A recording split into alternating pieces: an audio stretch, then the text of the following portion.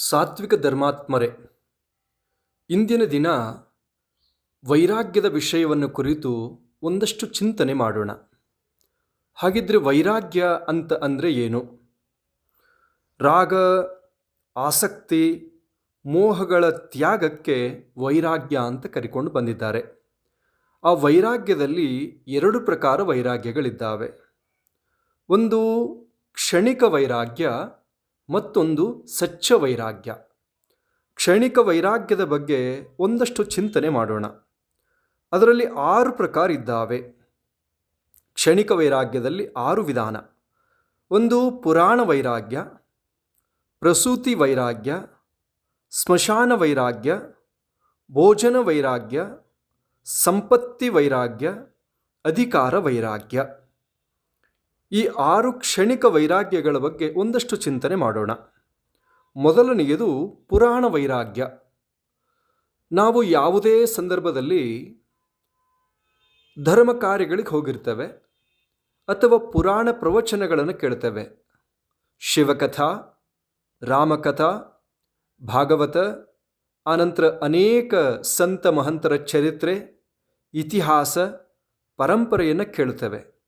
ಕೇಳ್ತಾ ಕೇಳ್ತಾ ಕೇಳ್ತಾ ನಮಗೆಲ್ಲ ವೈರಾಗ್ಯ ಬರುತ್ತೆ. ಜೀವನ ಅಂದ್ರೆ ಇಷ್ಟೇನಾ, ದೈವ ಸತ್ಯ, ಜಗತ್ ಮಿಥ್ಯ ಅನ್ನುವಂಥ ವೈರಾಗ್ಯ ಭಾವನೆ ಬರುತ್ತೆ. ಅದು ಎಲ್ಲಿವರೆಗಿರುತ್ತೆ?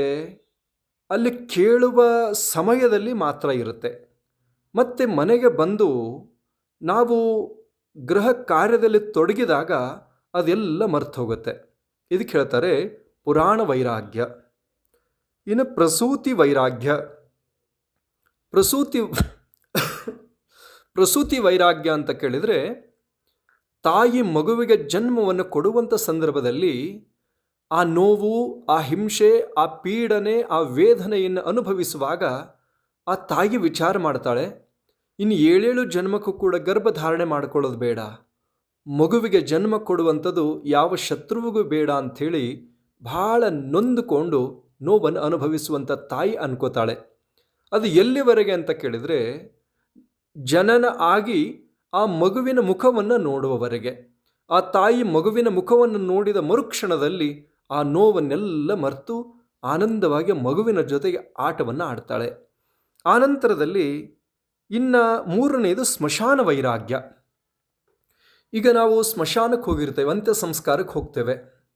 ಯಾರೋ ಹಿರಿಯರು, ದೊಡ್ಡ ಶ್ರೀಮಂತರು ಅಥವಾ ದೊಡ್ಡ ಅಧಿಕಾರಿಗಳು, ದೊಡ್ಡ ರಾಜಕಾರಣಿಗಳು, ಏನೆಲ್ಲ ಸಾಧನೆ ಮಾಡಿದವರು ಅಂತಹ ವ್ಯಕ್ತಿಗಳ ಅಂತ್ಯ ಸಂಸ್ಕಾರಕ್ಕೆ ಹೋದಾಗ ನಮಗೆಲ್ಲ ವೈರಾಗ್ಯ ಬರುತ್ತೆ.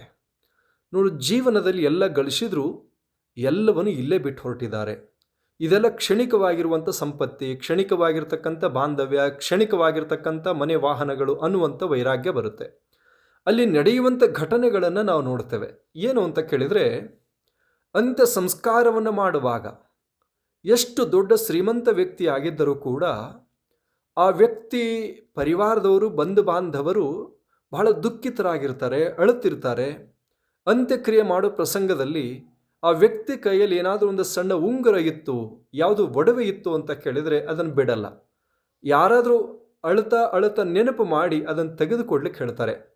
ಅದೇನಾದರೂ ಉಂಗುರ ತೆಗಿಲಿಕ್ಕೆ ಬರದೇ ಇದ್ದರೆ ಇಷ್ಟೆಲ್ಲ ಸಂಪತ್ತಿ ಬಿಟ್ಟು ಹೋಗ್ತಾ ಇದ್ದಾರೆ, ಅದಷ್ಟು ಯಾವ ಲೆಕ್ಕದ್ದು ಹೋಗಲಿ, ಬಿಟ್ಟು ಬಿಡು ಅಂದದ್ದನ್ನು ಯಾರೂ ಕೂಡ ನೋಡ್ಲಿಕ್ಕೆ ಸಾಧ್ಯ ಇಲ್ಲ. ಅದೆಲ್ಲವನ್ನು ಕಿತ್ತು ತಗೋತಾರೆ ಹೊರತು ಒಡವೆಗಳನ್ನು ಬಿಟ್ಟು ಅಂತ್ಯಕ್ರಿಯೆಯನ್ನು ಮಾಡಲ್ಲ. ಆನಂತರದಲ್ಲಿ ಒಳ್ಳೆಯ ವಸ್ತ್ರಧಾರಣೆ ಮಾಡಿ ಅಂತ್ಯ ಸಂಸ್ಕಾರವನ್ನು ಮಾಡಲ್ಲ. ನಂತರದಲ್ಲಿ ಶವಕ್ಕೆ ಸ್ನಾನ ಮಾಡಿಸುವ ಸಮಯದಲ್ಲಿ ದೊಡ್ಡ ಸೋಪನ್ನು ಕೂಡ ತಂದಿರಲ್ಲ. ಅಂದರೆ ಈ ಎಲ್ಲ ಘಟನೆಗಳನ್ನು ನೋಡಿರುವಂಥ ವ್ಯಕ್ತಿಗಳು ಹೇಳ್ತಾರೆ, ಎಲ್ಲವನ್ನು ಗಳಿಸಿದ್ರು ಆದರೆ ಎಲ್ಲವನ್ನು ಬಿಟ್ಟು ಹೋಗ್ತಾ ಇದ್ದಾರೆ. ಜೀವನ ಅಂದರೆ ಇಷ್ಟೇ ಅಂತ ವೈರಾಗ್ಯ ಬರುತ್ತೆ. ಅದಕ್ಕೆ ಹೇಳ್ತಾರೆ ಸ್ಮಶಾನ ವೈರಾಗ್ಯ. ಇನ್ನು ಭೋಜನ ವೈರಾಗ್ಯ. ನಾವು ಆಹಾರ ಪದಾರ್ಥಗಳ ಸೇವನೆ ಮಾಡುವಾಗ ನಮಗೆ ಪದಾರ್ಥಗಳು ನೋಡಿದಾಗ ಅದು ಉಣಬೇಕು, ಇದು ತಿನ್ನಬೇಕು ಅನ್ನುವಂಥ ಆಸೆ ತುಂಬ ಇರುತ್ತೆ.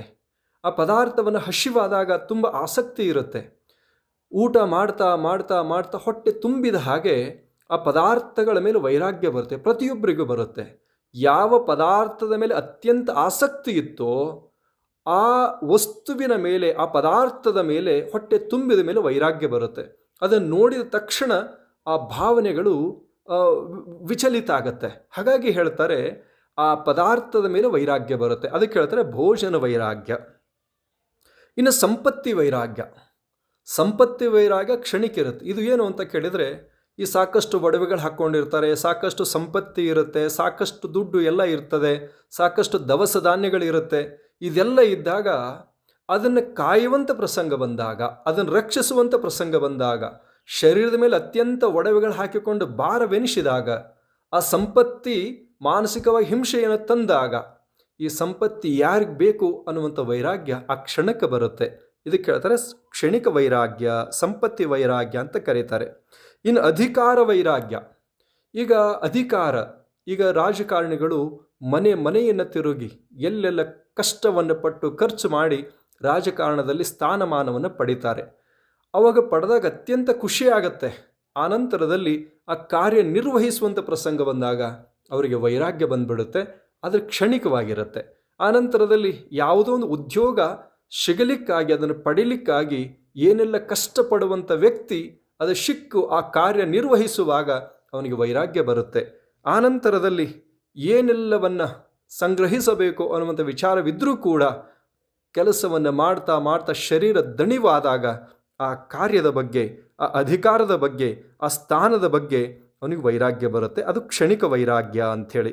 ಅದಕ್ಕಾಗಿ ಇವೆಲ್ಲವಕ್ಕೂ ಕೂಡ ಏನು ಕರೀತಾ ಇದ್ದಾರೆ? ಕ್ಷಣಿಕ ವೈರಾಗ್ಯ. ಈಗ ಉದಾಹರಣೆಗೆ ನಾವೆಲ್ಲ ಈ ಕಣ್ಣಿನಿಂದ ಕೆಲವೊಂದು ವ್ಯವಸ್ಥೆ ನೋಡ್ತೇವೆ. ನೋಡುವಾಗ ಅದು ಎಲ್ಲವನ್ನು ನೋಡಬೇಕು ಅನ್ನುವಂಥ ಇಚ್ಛೆ ನಮಗಿರುತ್ತೆ. ನೋಡ್ತಾ ನೋಡ್ತಾ ನೋಡ್ತಾ ಆ ವಸ್ತುವಿನ ಮೇಲೆ, ಆ ಒಂದು ಸೌಂದರ್ಯದ ಮೇಲೆ, ಆ ವ್ಯವಸ್ಥೆಯ ಮೇಲೆ ನೋಡ್ತಾ ನೋಡ್ತಾ ಆಸಕ್ತಿ ಕಡಿಮೆ ಆಗುತ್ತೆ. ಆವಾಗ ವೈರಾಗ್ಯ, ಕ್ಷಣಿಕವಾಗಿ ಆ ವೈರಾಗ್ಯ ಬರುತ್ತೆ. ಆನಂತರದಲ್ಲಿ ಕೆಲವೊಂದು ವಿಷಯಗಳನ್ನು ಕಿವಿಯಿಂದ ಹಾಡುಗಳನ್ನು ಕೇಳ್ತೇವೆ, ಏನೋ ಸಂಗೀತವನ್ನು ಕೇಳ್ತೇವೆ. ಕೇಳ್ತಾ ಕೇಳ್ತಾ ಅದು ವೈರಾಗ್ಯ ಬರುತ್ತೆ. ಅದು ಕ್ಷಣಿಕ ವೈರಾಗ್ಯ ಅಂತ ಕರ್ಕೊಂಡು ಬಂದಿದ್ದಾರೆ. ಆನಂತರದಲ್ಲಿ ನಾವು ಈ ಕೈಗಳಿಂದ ಏನೆಲ್ಲ ಮಾಡುವಂಥ ಕಾರ್ಯದಲ್ಲಿ ಒಂದಷ್ಟು ಸಮಯ ವೈರಾಗ್ಯ ದಣಿವಾದಾಗ ವೈರಾಗ್ಯ ಬರುತ್ತೆ. ಅಂದರೆ ಇವು ಕೆಲವಷ್ಟು ಘಟನೆಗಳೇನಿದ್ದಾವೆ ಕ್ಷಣಿಕ ವೈರಾಗ್ಯ. ಕ್ಷಣಿಕ ವೈರಾಗ್ಯ ಅಂತ ಕೇಳಿದರೆ ಆ ಕ್ಷಣದಲ್ಲಿ ನಾವು ನೋಡುವಂಥ ವಸ್ತು, ಸ್ಥಿತಿ, ಘಟನೆ, ಸಂದರ್ಭ, ಸನ್ನಿವೇಶಗಳಿಂದ ವೈರಾಗ್ಯ ಬರುತ್ತೆ. ತತ್ಕ್ಷಣದಲ್ಲಿ ಈಗ ಪ್ರಸಾದ, ಭೋಜನ ವೈರಾಗ್ಯ, ಹೊಟ್ಟೆ ತುಂಬಿದಾಗ ವೈರಾಗ್ಯ ಬಂತು, ಹಸಿವಾದಾಗ ಮತ್ತೆ ಅದರ ಬಗ್ಗೆ ಆಸಕ್ತಿ ಬರುತ್ತೆ. ಆನಂತರದಲ್ಲಿ ಪುರಾಣ ವಿಷಯವನ್ನು ಕೇಳ್ತಾ ಕೇಳ್ತಾ ವೈರಾಗ್ಯ ಬಂತು, ಮತ್ತೆ ಕೇಳಬೇಕನ್ನುವಂಥದ್ದು ಇಚ್ಛೆ ಪೂರ್ಣ ಆಗಿರೋದಿಲ್ಲ. ಪ್ರಸೂತಿ ವೈರಾಗ್ಯ, ತಾಯಿ ಮಗುವಿಗೆ ಜನ್ಮ ಕೊಡುವಾಗ ವೇದನೆಯಿಂದ ವೈರಾಗ್ಯ ಬಂತು, ಮತ್ತೊಂದು ಮಗು ಬೇಕು ಅನ್ನುವಂಥ ಆಸಕ್ತಿ ಕಡಿಮೆ ಆಗೋದಿಲ್ಲ. ಆನಂತರದಲ್ಲಿ ಸ್ಮಶಾನ ವೈರಾಗ್ಯ, ವ್ಯಕ್ತಿಯ ಮೃತ್ಯುವನ್ನು ಕಂಡು ಅವನು ಎಲ್ಲದರ ಮೇಲೆ ವೈರಾಗ್ಯ ಬಂತು, ಆದರೆ ಯಾವುದೇ ಸಂಪತ್ತಿ ಬೇಡ ಅನ್ನೋ ಭಾವ ಮತ್ತೆ ಅವನಿಂದ ದೂರ ಆಗೋದಿಲ್ಲ. ಹಾಗಾಗಿ ನಾವು ಈ ಸಂಪತ್ತಿ ವೈರಾಗ್ಯ, ಸಂಪತ್ತಿ ಕ್ಷಣಿಕವಾಗಿ ಬೇಡ ಅನಿಸಿದ್ರೂ ಕೂಡ ಮತ್ತೆ ಅದರ ಬಗ್ಗೆ ಆಸಕ್ತಿ ಹೆಚ್ಚಾಗ್ತಾ ಹೋಗುತ್ತೆ. ಅದಕ್ಕಾಗಿ ಇವಕ್ಕೆಲ್ಲ ಕರೀತಾರೆ ಇದು ಕ್ಷಣಿಕ ವೈರಾಗ್ಯ ಅಂತ ಕರ್ಕೊಂಡು ಬಂದಿದ್ದಾರೆ. ಆ ನಿಟ್ಟಿನಲ್ಲಿ ಈ ಕ್ಷಣಿಕ ವೈರಾಗ್ಯ ಪ್ರತಿಯೊಬ್ಬರಲ್ಲೂ ಇರುತ್ತೆ. ಆದರೆ ಸಚ್ಚ ವೈರಾಗ್ಯ ಅದು ಬಹಳ ಮಹತ್ವದ ವಿಷಯ ಅಲ್ಲಿ ಸಿಗುತ್ತೆ. ಅದು ಆ ವಿಷಯವನ್ನು ನಾಳೆ ಚಿಂತನೆ ಮಾಡೋಣ ಅನ್ನುವಂಥ ವಿಷಯವನ್ನು ಪ್ರಸ್ತಾಪನೆ ಮಾಡ್ತಾ ಈ ಸಂದೇಶಕ್ಕೆ ವಿರಾಮ ಕೊಡ್ತೇವೆ. ಓಂ ಶೋಂ ಭಯಾತ್.